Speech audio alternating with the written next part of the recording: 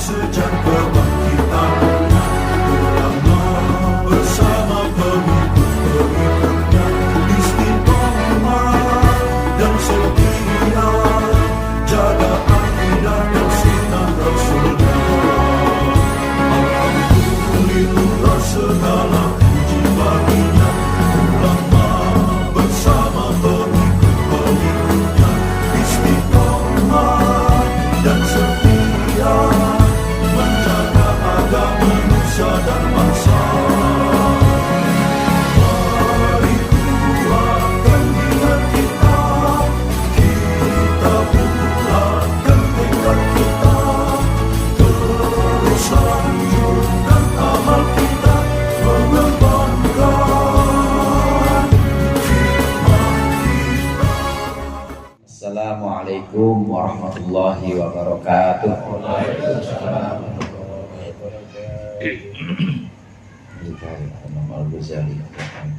Al-Fatihah.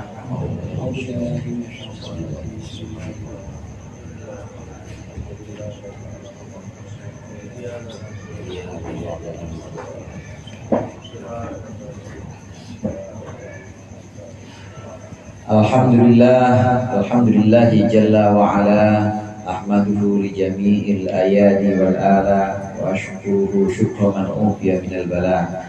Wassalatu wassalamu ala sayyidina Muhammadin alladhi ikhtasallahu bihi fadaila, wa ala alihi alladhina amanu billahi wa rasulihi wa saddaqu bima qala, wa asbaha bihi bima fazu bil iktida wa narud darajatil ula. Amma ba'd, fa inna ahsanal hadithi kitabullah, wa khairul hadi hadi Muhammadin sallallahu alaihi wasallam, wa syarrul umuri muhdatsatuha, wa kullu muhdatsatin bid'ah, wa kullu bid'atin dhalalah. Segenap jamaah Majelis Ta'lim Al-Hidayah, para ustaz, para hujjah, orang tua, hadirin sekalian yang berbahagia di malam awal tahun Hijriah ini. Mudah-mudahan tahun ini kedepannya Allah memberikan kemampuan kita untuk istiqomah, Allah berikan kekuatan kita untuk mengalahkan hawa nafsu, dan juga Allah memberikan kekuatan untuk kita untuk mengalahkan setan dan juga kroni-kroninya dan juga teman-temannya setan. Amin ya rabbal alamin. Pembahasan kita pertemuan yang sebelumnya masih tentang afatul lisan, atau masih tentang bahayanya lisan, bahayanya mulut. Mulut ini anggota badan yang nanti di akhirat dikunci. Al-yawma nakhtimu ala afwahihim. Hari ini kami kunci mulut-mulut mereka. Kami kunci mulut-mulut manusia, nggak bisa ngomong apa-apa. Jadi yang ngomong siapa? Yang ngomong kaki. Kakinya ngomong, saya ya Allah emang dipakai buat datang ke pengajian. Tangan ngomong, ya Allah saya memang di dunia dipakai buat sedekah subuh. Kemudian matanya ngomong juga, ya Allah memang saya dipakai buat baca kitabmu, buat baca kitab Bidayatul Hidayah. Orang sini semua tuh amin ya Pak. Tapi kalau orang-orang yang memang catatan amalnya buruk, kakinya ngomong juga, ya Allah kaki saya ini kalau ada tukang minta-minta buat tendang itu ditendang. Ya Allah, kata tangannya, ini tangan emang bukan buat apa-apa, buat gambarin anak yatim. Coba itu ke orang sono. Semuanya bersaksi anggota badan. Mulut dikunci. Mulut sama sekali tidak bisa mengucapkan apapun. Mulut sama sekali tidak bisa bersaksi terhadap kebaikan-kebaikan atau keburukan-keburukan, tidak bisa. Semuanya yang menjadi saksi adalah anggota badan kita. Oleh karenanya bahaya lisan ini, bahaya dari mulut kita ini harus benar-benar kita perhatikan dan juga harus kita jauhkan. Kemarin yang terakhir itu bahasannya adalah melaknat. Laknat itu artinya mencaci, kurang lebihnya mencaci. Apapun itu, tidak boleh kita mencaci seseorang. Bahkan mencaci binatang, mencaci makanan itu nggak boleh. Sudah saya sampaikan kemarin, Rasulullah kalau ada makanan, kalau memang beliau ingin makan, beliau makan. Kalau beliau tidak mau atau beliau tidak berkenan dengan makanan itu, ya diam. Jadi nggak boleh dicaci, nggak boleh dicela. Pembahasan yang berikut ada pada perkataan muallif berikut ini. Qala al-muallif rahimahullah wa nafa'ana bihi wa bi ulumihi wa bi barakatihi fid dharain amin. Wa'lam annaka yaumal qiyamati la yuqalu laka lima lam tal'an fulana. Dan ketahuilah olehmu annaka yaumal qiyamati, bahwa sungguhnya engkau nanti di hari kiamat, la yuqalu laka, tidak akan diucapkan kepadamu, lima lam tal'an fulana, kenapa engkau tidak mencaci, tidak melaknat si anu, si fulan, walima sakatta anhu, dan kenapa engkau diam saja tentang si anu. Bal laulam tal'an iblis tula umrika, bahkan jika engkau sepanjang hidupmu tidak pernah melaknat, tidak pernah mencaci iblis, walam tashtagil lisanuka bidzikrihi, dan juga lisanmu tidak pernah sibuk untuk menyebutkan cacian terhadap iblis, seandainya tidak pernah di dunia mencaci iblis, lam tus'al anhu, maka engkau juga tidak akan ditanyakan tentang cacian terhadap iblis itu. Walam tutolak bihi yaumil qiyamah, dan juga engkau tidak akan dituntut terhadap cacian kepada iblis itu yaumil qiyamati, di hari kiamat. Mendingan diam saudara, mendingan diam. Jangan kita mencaci, jangan kita mencela apapun itu. Kemarin sudah kita bahas, sudah kita bicarakan, kalau mencaci sesuatu atau mencaci seseorang itu tidak boleh. Tidak boleh, itu menyakiti hati orang tersebut, satu orang. Tapi kalau cacian umum, misalnya Allahumman Allahummal'an al-kafirin al-yahuda wan nasara, ya Allah laknatilah atau hancurkanlah misalnya orang-orang kafir dan orang-orang, misalnya ini orang-orang munafik, misalnya ini secara umum ini masih diperbolehkan, walaupun lebih baiknya diam, masih diperbolehkan. Tapi kalau sudah seorang tertentu kita tuju, misalnya si kemarin siapa, Darkum ya misalnya, ya Allah laknat si Darkum, memang misalnya jauhkan dia, dan nggak boleh. Kita nggak pernah tahu bahwa seseorang satu waktu Allah kasih hidayah, meskipun dia Yahudi, seseorang satu waktu dikasih petunjuk oleh Allah dan ternyata Islamnya lebih kuat dibanding kita nggak tahu. Nggak boleh kita mencaci, melaknat orang tertentu, satu orang itu nggak boleh. Secara umum masih diperbolehkan, tapi kalau satu orang itu tidak diperbolehkan, nggak boleh. Dan sampai apalagi saudara kita sendiri, apalagi ini kemudian di depan kamera jadi spiral. Tahu spiral Pak? Iya, kalau WRW spiral KB. Maksudnya jadi di mana-mana itu orang pada ngelihat. Jangan. Ini bagian dari pendidikan juga, pendidikan kepada umat, pendidikan pada orang banyak. Jangan kita menyebarkan perilaku-perilaku yang kira-kira itu kalau dilihat oleh anak muda, kalau dilihat oleh anak kecil, itu nanti berbekas. Besok anak-anak jadi ngikutin begitu semuanya. Jangan. Lebih baik kita diam saja. Dikatakan di sini oleh Imam Ghazali, andai kita tidak melaknat seseorang di dunia, nanti di akhirat nggak bakal tanya juga. Kita tahu kemarin yang membunuh Sayyidina Umar bin Khattab itu namanya Abu Lu'lu'ah. Abu Lu'lu'ah ini orang Majusi. Andai kita diem aja, kita nggak melaknat, diem aja, disebutkan Abu Lu'lu'ah, biasa aja nggak kita sebut la'anahullah atau Abu Lu'lu'ah si laknat, kita nggak ngomong gitu, kita biasa Abu Lu'lu'ah gitu aja. Nanti di akhirat nggak bakal tanya sama Allah, ngapa Abu Lu'lu'ah begitu disebut kok engkau nggak laknat dia, engkau kok tidak mencaci dia, nggak bakal ditanya. Kita tahu yang membunuh Sayyidina Ali namanya Ibnu Muljam. Ibnu Muljam itu Khawarij, jidatnya hitam saudara, apa Quran, malam tahajud terus, tapi bunuh Sayyidina Ali. Itu namanya Ibnu Muljam.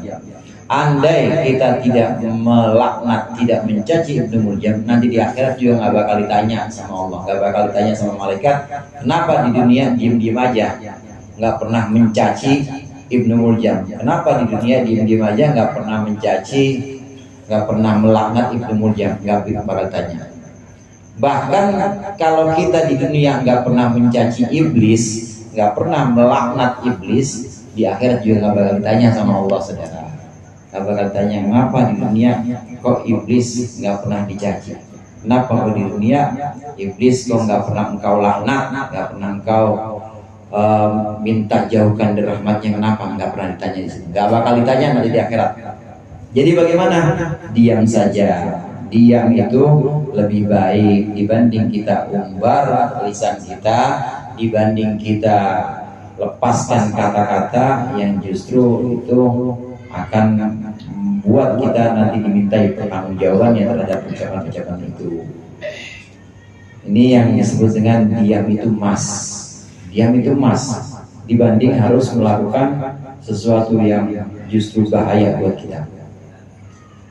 Man kana yu'minu billahi wal yawmil akhir falyaqul khairan aw liyasmut. Orang yang iman kepada Allah dan iman kepada hari akhir, maka hendaklah dia diam, hendaklah dia mengatakan yang baik-baik saja, atau kalau nggak bisa diam itu lebih baik. Ini diam yang emas nih, yang seperti ini. Tapi kalau waktunya ngajar ya jangan diam. Saya datang sini diam, pada tidur semuanya.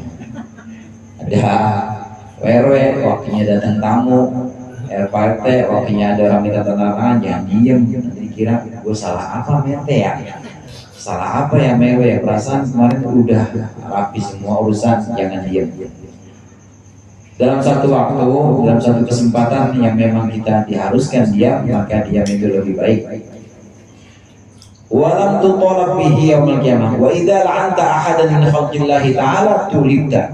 Dan ketika engkau melaknat, mencaci seseorang dari makhluk Allah, tulibta, maka engkau akan dituntut.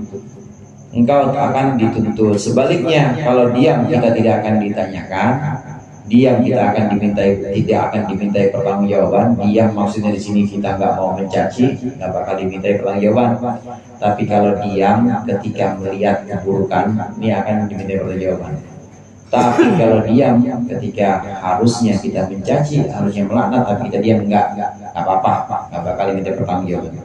Nah sebaliknya, kalau kita mencaci seseorang, orang tertentu, si Darkum, si Zaid misalnya, laknat si Zaid, emang itu memang dia biar matinya su'ul khotimah, jangan sampai begitu, jangan. Alhamdulillah, jangan sampai kita mendoakan orang yang seperti itu, karena kita nggak tahu rahasia Allah. Tahu-tahu orang yang kita caci, yang kita maki, tahu-tahu itu anaknya jadi orang semua. Ya orang yang dicaci orang, anaknya juga orang. Jadi orang, maksud jadi orang besar semua. Kan dari kita kecil ya nanti jadinya. Malu sendiri. Jangan mencaci orang tertentu. Kalau kita mencaci seseorang tertentu, si Zaid, si Darkum kita caci, ini satu waktu ada nyata-nyata memang dia punya keburukan dan kita caci, nanti kita di akhirat pasti akan dimintai pertanggungjawabannya. Karena nanti di akhirat hadirin, semua manusia itu tidak akan lepas dari 4 pertanyaan. Yang pertama akan ditanyakan an syababihi, tentang masa mudanya. Masa muda buat apa? Buat ngaji, wahai malaikat. Buat apa lagi? Buat ngurusin warga. Buat apa lagi? Buat cakep semua pokoknya. Kemudian selain masa muda yang ditanyakan umur. Umur 70 buat apa aja? Ya waktu muda tadi udah saya ceritakan malaikat. Terus sudah setengah baya, ya saya hanya berikan saya berikan buat keluarga saya, kalau bisa juga buat orang-orang sekitar, cakep udah. Kemudian selain umur dan masa muda ditanyakan harta, kan ditanyakan harta nanti. Harta dari mana dapatnya? Udah dapat, dipakai buat apa itu hartanya? Kemudian yang keempat, selain itu ilmu udah tahu ngaji bidayatul hidayah, udah tahu dijelaskan bahwa melaknat atau mencaci itu nggak boleh, dipakai ke ilmunya. Orang dibilang nggak boleh caci, nggak boleh maki, nggak boleh melaknat, si Zaid nggak boleh melaknat si Darkum, dilaknat aja padahal tetangganya, padahal dia tahu itu orang susah. Kenapa dilaknat? Diminta pertanggungjawaban. 4 hal itu termasuk diantaranya ilmu, mana kita di sini adalah dalam menimba ilmu. Wala tadummanna syai'an mimma khalaqallahu ta'ala, dan janganlah engkau mencela sesuatu dari makhluk Allah. Faqad kana Nabi sallallahu alaihi wasallam, maka sungguh ada Nabi Muhammad sallallahu alaihi wasallam itu la yadumu ta'ama, Nabi tidak pernah mencela makanan ar-radi'a yang buruk. Nabi tidak pernah mencela makanan buruk qattu sama sekali. Bal kana idza ishtaha syai'an akalahu, tetapi Rasulullah ketika menghendaki atau ketika menginginkan sesuatu, Rasulullah makannya. Wa illa tarakahu, dan jika tidak, Rasulullah tidak berkenan ditinggal begitu saja atau didiamkan. Oleh Rasulullah diamkan. Yang lain, ya kalau nggak suka makanan, maka Rasulullah didiamin aja, nggak dicaci. Memang tidak boleh kita mencaci satupun makhluk Allah, bentuknya makanan, binatang, apalagi manusia yang memang sudah dimuliakan oleh Allah. Manusia itu sudah Allah muliakan. Walaqad karramna bani Adam wa hamalnahum fil barri wal bahr. Sungguh, kata Allah, sungguh sudah kami muliakan manusia dan kami bawa manusia di daratan dan lautan, maksudnya untuk mengelola alam semesta ini. Meskipun orang kafir sudah, orang kafir, satu orang kafir nggak boleh kita caci. Orang munafik nggak boleh kita caci. Di depan umum jangan, waktu dalam bersendirian juga jangan. Kalau kita mau koreksi, kalau kita mau memberikan dia satu koreksi atau protes, kita sampaikan dengan nasihat. Nasihat itu dasarnya cinta. Panggil dia, sini bang, saya mau ngomong. Kopi ya? Dia dulu kopi. Abang tuh salah harusnya. Yang namanya buat bikin jalan harusnya 2 meter, kenapa abang jadi 1 meter doang, misalnya begitu. Nasihatin dan berdua doang, itu namanya nasihat. Jangan di depan umum. Di depan umum dicaci, dimaki, tahu semuanya orang. Wah, ini nanti di akhirat nih. Di akhirat dimintain pertanggungjawaban pasti. Orang yang mencaci begitu sampai pintu surga, udah pengen masuk, stop dulu, stop. Ada apa nih? Tunggu, ada yang pengen ketemu. Ternyata yang ketemu musuhnya yang dulu dicaci. Saya enggak ridho ya Allah, dulu di dunia di depan umum dia mencaci maki saya. Mana ketahuan dia yang megang mic, saya emang gak pegang apa-apa. Mana gak kenal tukang sound lagi saya, mau matiin juga gimana? Saya gak kenal, saya gak terima. Terus maunya gimana? Pokoknya saya gak maafin. Ya udah gini aja, saya ambil ya pahala sholatnya dia buat engkau. Nih segini dikasih sama Allah, diambil pahala sholatnya. Cukup nggak? Tambahin dikit nggak mau.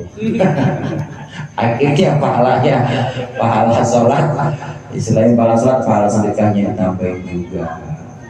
Terus habis lama-lama itu saudara. Habis cuma gara-gara suka mencaci, memaki depan umum, orangnya kemudian nggak itu, di akhirat nanti diganjel atau terganjal perjalanannya ke surga. Naudzubillah. Jangan mencaci sesuatu, jangan mencaci satu makhluk Allah pun, satu pun makhluk Allah jangan. Kalau kita tidak berkenan, tinggalin aja. Ya kucing, yang mana nyolong bandeng kita, udah kotor lagi, diemin aja, udah diemin. Kalau kita itu keluar aja dari rumah, jangan terus dicaci, dimaki. Udah asal anjing kurang, lah kucing ini pak, bukan anjing katanya. Ini kucing pak, saking keselnya dia caci, jangan dikeluarin aja. Rasulullah tidak pernah mencaci satupun, bahkan makanan tidak pernah. Hadirin jamaah rahimakumullah, ada teladan yang bisa kita contoh dari Rasulullah, antara lain Rasulullah selalu diam kalau tidak berkenan. Kalau ada makanan yang beliau suka, ya beliau makan. Kalau tidak, ya beliau diam aja udah. Nggak pernah yang namanya nyela makanan. Yang kedua, Rasulullah itu kalau diminta nggak pernah bilang enggak. Diminta yang dipakai mejanya nih, nggak pernah Rasulullah bilang enggak, pasti bilang iya. Tapi kalau beliau nggak berkenan, mungkin karena satu alasan atau mungkin memang karena tidak ada yang bisa diberikan kepada orang yang minta, Rasulullah diam, nggak pernah bilang enggak aja, nggak pernah bilang gitu. Rasulullah minta, saya minta sama Bang Tahir misalnya, Ustaz Tahir, saya minta sarung goyornya. Terus jawab, ya udah ambil nih, saya ganti sarung dulu. Ya udah, ya. Tapi kalau nggak berkenan, diam aja. Saya minta Bang Tahir ya sarungnya, dialihin aja kalau yang lain dialihin. Ini rokok nih. Dia nggak pernah bilang enggak. Itu Rasulullah nggak pernah bilang enggak kepada orang yang minta. Selalu benar-benar diusahakan. Kemudian ada satu contoh misalnya dalam pertengkaran lisan atau dalam perdebatan atau dalam adu mulut misalnya. Adu mulut, bagaimana orang yang mengucapkan kata-kata atau mencaci lawan bicaranya, emang lagi adu mulut ya, dengan sebutan-sebutan hewan seperti dasar lo, anjing, dasar lo, keledai, disebutkan itu bagaimana? Nggak boleh juga itu saudara, karena itu menyakiti hati orang yang ada di depan kita, maksudnya lawan bicara kita. Dan itu juga pertama menyakiti, yang kedua bohong. Ya orang manusia dibilang tinggi kan bohong, orang manusia dibilang setan nggak boleh. Ada batas-batas yang memang ditolerir dalam khusumah atau dalam permusuhan, dalam adu mulut misalnya. Kita udah nggak tahan lagi dan kita ingin rasanya balas cacian dia, maka sebutkanlah sebutan yang memang tidak bohong. Seperti apa di Al-Quran disebutkan, wa minhum dzalimun li nafsih. Memang manusia itu sebagian ada yang dzalimun li nafsih, ada yang zalim, ada yang aniaya terhadap diri sendiri. Zalim itu saudara lawannya adil, zalim itu lawannya adil. Adil itu menempatkan sesuatu pada tempatnya. Wa syai'i fi mahalli. Sendal yang mahal itu tempatnya di bawah apa di pala kira-kira? Bawah, meskipun harganya 500 juta, 500.000. Tapi PC Aji ada yang sampai 500.000 PC Aji. Pasar malam ceban. Meskipun dia 10.000, tetap jangan ditaruh di bawah, jangan ditaruh di kaki. Jangan mentang-mentang harganya murah kita taruh di kaki. Lah sandal yang mahal 500 juta kita taruh di kepala, jangan. Itu namanya adil, meletakkan sesuatu pada tempatnya. Kalau dibalik namanya zalim. Sandal yang mahal ditaruh kepala, peci yang murahan ditaruh kaki, cuma cebanan, namanya zalim. Zalim itu bahasa Jawanya ngawur. Tahu ngawur? Zalim boleh ya, anta zalim misalnya, ente zalim, ngawur aja sampean boleh kayak begitu. Ngawur aja sampean itu boleh. Hanya sebatas itu. Atau bodoh misalnya, goblok dasar, bego, nah itu boleh. Karena memang di Al-Quran disifati bahwa manusia sebagian itu ada yang zalim, sebagian itu ada yang bodoh. Gerabak-gerubuk amat sih loh, gerabak-gerubuk boleh, karena memang manusia itu tergesa-gesa seperti itu ada. Jadi kalau kita terpaksa harus melepaskan cacian-cacian, harus melepaskan omongan-omongan, maka sebutkanlah yang kira-kira tidak bohong. Jangan sebutkan untuk anjing dia sebutin sebagai kucing, jangan. Kucing disebutin sebagai anjing, jangan. Apalagi manusia jangan dibilang setan, jangan dibilang hewan, jangan. Itu menyakiti dan juga bohong, itu namanya kebohongan. Ada yang lebih baik dibanding itu semua. Apa yang lebih baik? Diam. Tadi sudah kita sampaikan, tadi kita sudah bahas. Diam itu lebih baik dibanding semua itu. Pokoknya saudara, asal kita diam saja, kita tidak mencaci, kita tidak memaki, itu nggak bakal ditanya sama Allah, dah nggak bakal tanya, nggak bakal nanti malaikat tanyain kenapa ente kok diem aja sama iblis, temennya iblis ya, nggak bakal begitu malaikat. Kenapa ente kok diem aja sama si Abu Jahal sama Fir'aun, kelihatannya kalau disebut nama Fir'aun kan diem aja, kagak doain Fir'aun biar dilaknat Allah. Ente temennya Fir'aun ya? Enggak bakal tanya. Ente temennya Abu Jahal ya? Enggak bakal ditanya begitu. Jadi lebih baik diam, karena diam itu kita terlepas dari tanggung jawab. Ketimbang kita harus mencaci, memaki, maka nanti akan dimintai pertanggungjawaban lisan kita yang mencaci ini, yang memaki ini di hari kiamat nanti. Mudah-mudahan bisa kita amalkan sebagai bagian kita menata hati kita, menata anggota badan kita, terutama menata lisan kita untuk lebih baik di masa yang akan datang. Mudah-mudahan bermanfaat. Lebih kurangnya saya mohon maaf. Allahul muwaffiq ila aqwamit thoriq. Assalamualaikum warahmatullahi wabarakatuh. Waalaikumsalam.